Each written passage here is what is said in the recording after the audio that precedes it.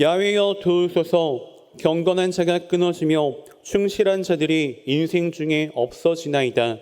그들이 이웃에게 각기 거짓을 말하며 아첨하는 입술과 두 마음으로 말하는도다.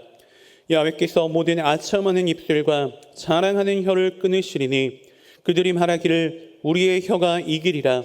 우리의 입술은 우리의 것이니 우리를 주관할 자 누구리요 하미로다. 야훼의 말씀에 가련한 자들의 눌림과 궁핍한 자들의 탄식으로 말미암아 내가 이제 일어나 그를 그가 원하는 안전한 지대에 두리라 하시도다. 야훼의 말씀은 순결하며 흙 도가 위에 7번 단련한 은 같도다. 야훼여 그들을 지키사 이 세대로부터 영원까지 보존하시리이다. 아멘.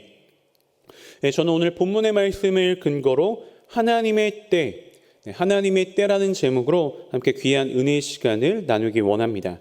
여러분, 오늘 시편 12편의 말씀은 진실이 없고 거짓이 지배하고 있는 사회, 또 온갖 아첨하는 말로 인하여서 또 그것으로 이웃을 해하면서도 하나님께 대한 두려움은커녕 오히려 그들이 판을 치고 있는 사회, 또 그러한 상황 가운데 진실하게 하나님을 믿으면서 살고자 하는 경건한 자들의 구원을 호소하고 있는 다윗의 시입니다. 자, 여러분, 오늘 시편 12편의 내용을 또 디테일하게 살펴보면 다음과 같습니다. 먼저 1절에서 4절의 말씀은 거짓이 만연하고 경건한 자와 충실한 자가 드문 패역한 세태를 발견한 이 다윗이 하나님께서 거짓말을 말하는 자와 또 아첨하는 자의 혀를 끊으실 것을 믿고 있는 그런 상황 가운데서도 지금 현실적으로 당장은 악인이 득세하는 그러한 상황으로 인하여서 탄식하고 있는 내용을 보여주고 있습니다. 다음으로 5절에서 7절의 말씀은 거짓되고 아첨하는 혀와는 달리 반드시 약속하신 바를 이루시는 하나님께서 그 약속하신 내용대로 가련한 자와 억눌린 자를 구원하시고 보존하실 것이라는 확신의 내용을 담고 있습니다. 자, 이제 이러한 시편 12편의 말씀을 통하여서 오늘 우리가 얻을 수 있는 영적 교훈은 무엇인지 함께 살펴보도록 하겠습니다. 먼저 본문 시편 12편 1절의 말씀을 함께 살펴보시면 야훼여 도우소서. 경건한 자가 끊어지며 충실한 자들이 인생 중에 없어지나이다 라고 말하는 내용의 말씀을 확인해 볼 수 있습니다. 자, 1절을 보면 야훼여 도우소서라고 하면서 하나님께 간절히 매달려 기도하고 있는 다윗의 모습을 엿볼 수가 있습니다. 그는 주변의 의로운 자들이 삶을 오래도록 누리지 못하고 비참하게 죽어가는 현실을 보면서 또한 경건하고 충실된 자가 고통당하는 부조리한 이러한 현실 가운데 하나님의 도우심을 바라는 기도를 드리고 있습니다. 여러분, 사무엘상 22장의 말씀을 보면 사울은 제사장들이 다윗에게 먹을 것을 주고 또 무기를 주었다는 그러한 이유를 통하여서 85명의 경건한 제사장들을 죽이고 제사장들의 성읍, 어린과 아이 또 모든 가축들을 도륙하는 악행을 저질러 버리고 말았습니다. 이것을 목격한 다윗은 굉장히 통탄해하면서 의로운 사람들이 악인에 의해 죽임을 당하는 이러한 현실로부터 제발 구원해달라고 평소보다 더 간절히 하나님께 매달렸다라는 것입니다. 여러분, 이 사건을 통해 다윗은 더욱더 자기가 당하는 그런 고통보다 자기로 인하여서 선한 사람이 고통을 받는 그런 모습을 보면서 더욱더 심한 고통에 잠겼을 것입니다. 자신으로 인해 수없이 많은 사람이 억울하게 죽임을 당하는 그 끔찍한 모습들을 보고 무척이나 괴로웠을 것이라는 것입니다. 그러나 다윗은 결코 그러한 상황 때문에 그러한 환경으로 인해서 하나님께 원망을 드리거나 하나님께 불평을 하지는 않았습니다. 상황이 더욱더 자신을 괴롭게 만들수록 힘들게 할수록 더욱더 간절히 주님께 매달렸다라는 것입니다. 여러분, 고난이 다가올 때 그 반응에 따라 두 가지 부류로 우리가 나누어서 생각해 볼 수가 있습니다. 첫째는 고난이 다가왔을 때, 환난이 찾아왔을 때 하나님으로부터 등을 돌리고 주님을 배신하는 자들이죠. 예수님의 비유처럼 이들의 신앙은 마치 돌밭에 떨어진 씨앗과 같이 곧 말라 죽어버리고 마는, 어려움이 찾아왔을 때 죽어버리고 마는 그러한 신앙과 같습니다. 이들은 말씀이 깊게 뿌리박지 못함으로 인하여서 조그만 환난이 찾아와도 조그만 어려움이 다가와도 인내하지 못하고 끝까지 참지 못하고 배신하는 그러한 자들이라는 것입니다. 둘째는 고난이 찾아왔을 때, 환난이 다가왔을 때 주님의 뜻이 있음을 믿고 무언가 주님의 숨겨진 뜻이 있음을 믿고 더욱더 하나님을 가까이 하는 그러한 사람들입니다. 이들은 좋은 땅에 옥토에 떨어진 씨앗과 같이 비바람이 몰아치고 뜨거운 햇살이 내리치는 그러한 고통 가운데서도 참고 견디는 인내를 통하여서 많은 열매를 나타내는 그러한 자들이라고 말할 수가 있습니다. 사랑하는 여러분, 이처럼 고난에 대해서, 어려움에 대해서, 환난에 대해서 어떤 태도를 가지느냐에 따라서, 어떠한 모습을 보이느냐에 따라서 열매를 맺느냐, 열매를 맺지 못하느냐가 결정된다는 것을 우리가 분명히 기억할 수 있어야 합니다. 다윗이 이스라엘 역사 가운데 위대한 성군이 될 수 있었던 것은 어떠한 이유 때문입니까? 어떠한 이유 때문인가요? 바로 수많은 환난 속에서도, 수많은 고난 속에서도 이러한 고난을, 이러한 어려움을 참고 깨끗하게 연단된 까닭이라고 말할 수가 있습니다. 여러분, 축복의 상황 가운데서도 하나님의 뜻이 물론 있지만 어려움 가운데, 환난 가운데, 고난의 상황 가운데 분명히 하나님의 숨겨진 뜻이 있음을 우리가 기억할 수 있어야 합니다. 그렇게 우리는 고난 속에서도 하나님의 뜻을 발견할 수 있도록 더욱더 하나님께 간절히 매달려야만 한다는 것입니다. 자, 계속해서 본문 시편 12편 2절의 말씀을 보면 그들이 이웃에게 각기 거짓을 말하며 아첨하는 입술과 두 마음으로 말하는도다라는 말씀의 내용을 확인해 볼 수 있습니다. 자, 2절을 보면 우리는 악인의 특징을 분명히 파악해 볼 수가 있습니다. 시인은 악인의 특징을 두 가지 단어로 표현하고 있습니다. 바로 거짓 그리고 아첨입니다. 그런데 이것은 역으로 의인이 누구인가를 보여주는 중요한 대목이 되기도 합니다. 곧 거짓을 말하지 않고 아첨을 말하지 않는 자가 참된 의인이 될 수 있다라는 것입니다. 여러분, 오늘 본문의 기자인 다윗은 거짓과 아첨을 말하지 않는 대표적인 인물이라고 말할 수 있습니다. 다윗은 그의 중심 가운데, 그의 마음의 중심 가운데 항상 하나님 앞에서 정직한 그런 모습이 있었고 진실하고자 노력했던 그러한 사람이었습니다. 물론 다윗에게도 아주 치명적인 죄가 있었습니다. 아주 치명적인 단점이 있었죠. 모두 아시다시피 밧세바와 간음을 범하고 그 사실을 감추기 위해 살인까지 저지르는 그러한 치명적인 죄가 있었습니다. 그런데 나단 선지자가 이러한 다윗의 악행을 알고 책망했을 때 어떠한 모습을 보이고 있습니까? 어떠한 모습을 나타내나요?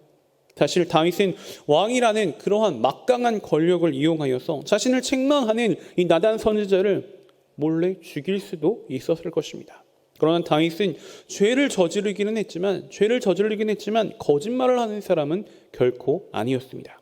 나단 선지자 앞에서 하나님께 잘못을 순순히 고백하고 용서를 구하였습니다. 이 장면이 바로 하나님께 인정받을 수 있었던 다윗의 중요한 대목이 된다는 것입니다. 그가 비록 죄인이었음에도 불구하고 하나님의 마음에 합한 자라는 그러한 인정을 받는 중요한 이유가 되었다라는 것입니다. 여러분, 우리 인간은 어떻습니까? 우리 인간이라는 존재는 모두 다 죄성을 지니고 있습니다. 죄의 성질을 띠고 있다는 것입니다. 그래서 아예 죄를 안 짓고 사는 사람은, 아예 죄를 짓지 않고 사는 사람은 없습니다. 안타깝지만 그것은 불가능한 일이라는 것입니다. 누구도 죄의 유혹으로부터 자유로운 사람은 없는 것입니다. 그렇게 우리 그리스도인들에게 중요한 것은 무엇입니까? 죄를 짓지 않고 완벽하게 사는 삶이 아니라 죄를 지었을 때 죄를 솔직하게 하나님께 고백하고 용서를 구하는 자세입니다. 여러분, 거짓은 사람의 마음을 일시적으로 현혹시킬 수는 있죠. 일시적으로 사람의 마음을 현혹하게 만들 수는 있습니다. 또한 거짓은 화려하고 멋있게 자신을 장식할 수도 있습니다. 하지만 거짓으로는 하나님을 감동시킬 수가 없는 것입니다. 반면 진실은 화려하지는 않을 수 있죠. 화려하지는 않겠지만 하나님을 감동시키고 또 사람을 변하게 만드는 강력한 힘이 나타난다는 것을 우리가 분명히 기억할 수 있어야 되는 것입니다. 여러분, 주님을 기쁘시게 해드리고자 하는 참된 그리스도인이라면 진실을 말하는 사람이어야 됩니다. 거짓을 멀리해야 합니다. 거짓은 잠깐이죠. 거짓은 잠깐이요 지나가는 바람과도 같지만 진실은 어떤 것입니까? 하나님께서 기뻐하시고 영원한 것이라는 것을 우리가 분명히 기억해야 한다는 것입니다. 계속해서 본문 12편 12편 4절의 말씀을 보면 그들이 말하기를 우리의 혀가 이기리라 우리 입술은 우리의 것이니 우리를 주관할 자 누구리요 함이로다라는 표현을 확인해 볼 수 있습니다. 여러분 사전의 내용을 보면은 우리를 주관할 자 누구리요라고 하면서 인생의 주관자가 바로 자신이라고 말하는 악인들의 어리석음을 엿볼 수가 있습니다. 여러분 사람들의 교만함은 하나님 없이 자신들이 존재한다고 하는 어리석음을 만들어 버렸습니다. 그런데 다윗은 모든 인생과 역사의 주관자인 하나님을 알지 못하고 자신들 스스로 자기 인생의 주관자라고 생각하는 그런 말하는 자들을 무엇으로 취급했죠? 악인으로 취급했습니다. 일찍이 다윗은 어땠습니까? 이런 사람을 만난 적이 있습니다. 그 사람이 누구인가요? 그 사람이 바로 골리앗이었습니다. 그는 하나님의 이름을 모욕하면서 하나님은 없다고 믿었고 오직 자신의 힘만 믿었던 그러한 어리석은 사람이었습니다. 실제로 이스라엘 땅에서 힘으로 골리앗을 당해낼 자가 사실 없었습니다.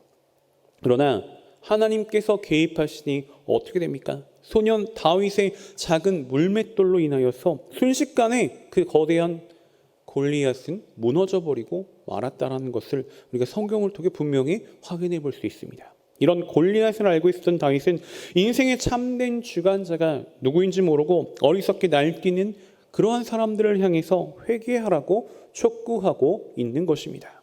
사랑하는 여러분, 참된 그리스도인은, 진정한 그리스도인은 하나님께서 우리 인생의 주관자가 되심을 고백할 수 있는 그러한 사람입니다. 물론 우리 인간도 자신의 어떠한 꿈이나 목표를 이루기 위해서 정말 최선의 노력을 다해야 하는 것은 맞습니다. 만약 하나님의 도우심만 바라보고 아무것도 하지 않는다면, 아무런 일도 아무런 노력도 하지 않는다면 사실 그 상황에서는 아무런 역사도 나타날 수 없는 것입니다. 하늘은 스스로 돕는 자를 돕는다는 그런 말이 있듯이 우리들도 할 수 있는 한 최선을 다해 내가 할 수 있는 최선의 노력은 다해야 한다는 것입니다. 그러나 중요한 것은 무엇입니까? 우리의 모든 노력이 하나님의 주관하심과 허락하심이 없다면 수포로 돌아간다는 사실을 우리가 기억해야 하는 것입니다. 솔로몬은 야훼께서 집을 세우지 아니하시며 세우는 자의 수고가 헛되다라고 표현했고, 또 야훼께서 성을 지키지 아니하시면 파수꾼의 경성함이 허사로다라고 밝혔습니다. 이 말씀은 모든 노력과 땀 흘리는 그러한 수고도 하나님의 주관하심과 도우심이 개입되지 않는다면 열매를 맺을 수가 없다라는 것입니다. 그래서 우리 그리스도인들은 모든 일의 시작과 모든 일의 끝에 하나님의 도우심을 바라는 그러한 기도를 드릴 수 있어야 하는 것입니다. 그리고 좋은 결과가 얻어졌을 때, 좋은 결과가 있을 때에는 하나님의 영광을 자신의 것으로 가로채지 말고 모든 영광을 하나님께 돌려야만 하는 것입니다. 왜냐하면 모든 역사와 인생의 주관자는 바로 오직 우리 하나님이시기 때문에 그런 것입니다. 자, 계속해서 본문 12편 5절의 말씀을 보면 야훼 말씀에 가련한 자들의 눌림과 궁핍한 자들의 탄식으로 말미암아 내가 이제 일어나 그가 원하는 안전한 지대에 두리라 하시도다라고 말씀해 주는 말씀의 내용을 확인해 볼 수 있습니다. 자, 5절 내용을 보면 여기서 이제 일어나라는 표현이 나오는 걸 볼 수 있습니다. 이 말씀은 하나님께서 마침내 강권적으로 역사하실 것임을 나타내는 그러한 말입니다. 결국 이 말씀에는 하나님의 역사하심에는 무엇이 있다라는 것이죠. 그냥 아무 때나 이루어지는 게 아니라 하나님의 때가 있다는 것을 우리가 알아야 하는 것입니다. 사실 다윗은 오랜 시간 동안 도망자 생활을 해야만 했습니다. 아주 오랜 도피 기간 동안 그는 하나님께 이 어려움이, 이 고난이 하루속히 사라지도록 기도를 드렸습니다. 그러나 하나님께서는 다윗이 이 고난을 통하여서, 어렵지만 이 고난을 통하여서 더욱더 정결하게 다듬어지기를 기다리고 계셨다는 것입니다. 이처럼 오랜 연단의 기간을 지나고 뒤돌아본 다윗은 하나님의 역사하심에는 때가 있다라는 것을 알게 되었습니다. 자, 그것을 다윗은 이제 일어나라는 표현으로 표현해주고 있는 것이죠. 여러분, 우리는 어떠한 문제에 부딪히다 보면, 어떠한 그런 심각한 문제에 부딪히다 보면 당장 이 어려움에서, 이 문제에서 벗어나게 되려고 간절히 기도하는 경우가 참 많습니다. 우리 인간의 정한 때, 인간의 기한에 맞춰 하나님께서 뭔가 로봇처럼 움직여 주시기를 기도하고 있을 때가 참 많다는 것이죠. 그러나 이것은 하나님의 주권을 생각하지 못하는 그러한 기도라고 말할 수가 있는 것입니다. 여러분, 세상의 모든 일들은 하나님의 계획하심, 하나님의 섭리 안에 움직이고 돌아가고 있다는 것을 알아야 합니다. 그런데 우리 뜻대로, 우리가 계획한 대로 하나님께서 움직이셔야만 한다는 것은 옳지 못한 생각이라는 것이죠. 사람이 마음으로 자기의 길을 계획할지라도 그 걸음을 인도하시는 분은 야훼라 하는 그러한 말씀과 같이 우리는 우리를 인도하시는 하나님의 뜻을, 하나님의 계획을 엿줍는 그런 지혜로운 기도자가 될 수 있어야 한다는 것입니다. 여러분, 과일이 익을 시간을 기다리지 못하고 아직 익지도 않았는데 아직 익지도 않은 풋과일을 따버리면, 파란 풋과일을 따버리면 어떻게 됩니까? 당도가 떨어져서 먹을 수도 없죠. 맛있게 먹을 수도 없고 상품 가치도 떨어져서 무용지물이 되어버리고 말게 되는 걸 우리가 분명히 알 수 있습니다. 사람도 마찬가지죠. 사람도 마찬가지입니다.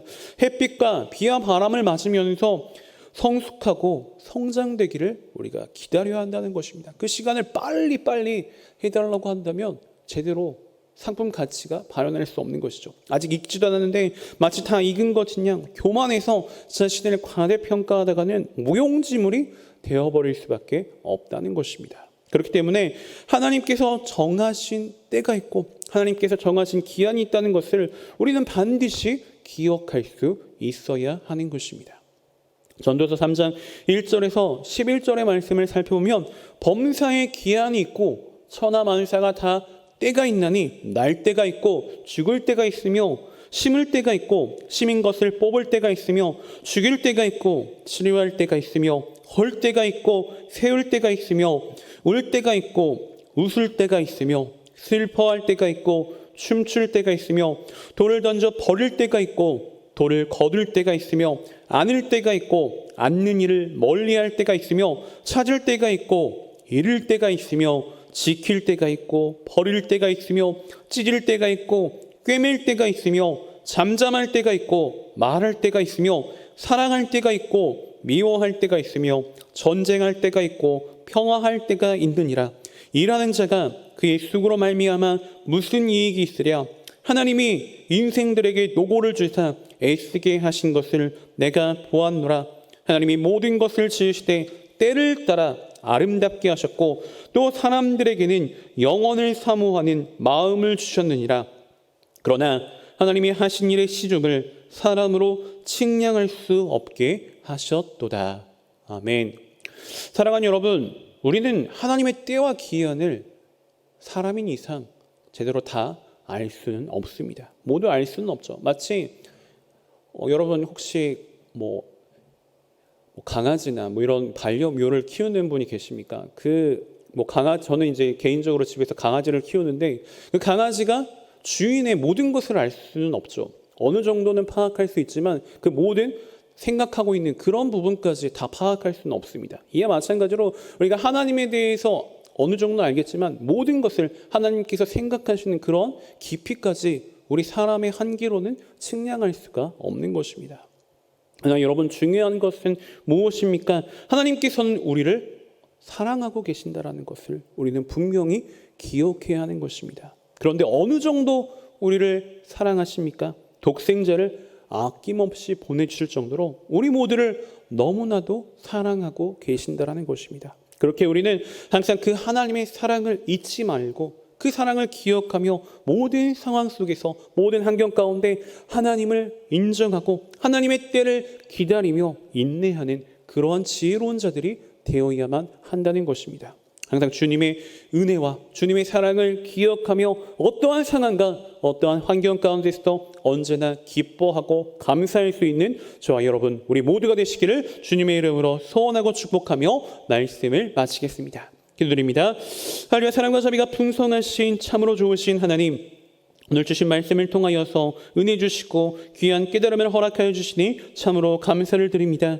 저희들에게 주신 오늘의 말씀과 같이 하나님의 때를 기다리는 지혜로운 자들이 되게 하여 주시옵소서. 나의 시간에 나의 때에 하나님을 맞추는 것이 아니라 하나님의 시간에 우리를 맞춰 진정한 하나님의 뜻을 이루는 귀한 통로로 우리 모두를 사용하여 주시옵소서. 또한 고난의 상황 속에서도 우리의 목자 되시는 하나님, 그 하나님의 사랑과 인자하심을 기억하며 항상 기뻐하고 감사하는 지혜로운 저희 모두가 될 수 있도록 주님 인도하시고 역사하시고 축복하여 주시옵소서. 거룩하신 하나님, 이제 또 저희가 정성껏 준비한 예물을 주님 앞에 드립니다. 드려지는 모든 손길 가운데 하나님 주의 은혜와 사랑으로 가득히 채워주시고 이 예물이 쓰여지는 모든 곳 가운데 그리스도의 영광만이 아름답게 드러나게 하여 주시옵소서. 감사드리며 모든 말씀 따라 역사하시는 나사렛 예수 그리스도를 받들어 간절히 기도 올리옵나이다. 아멘.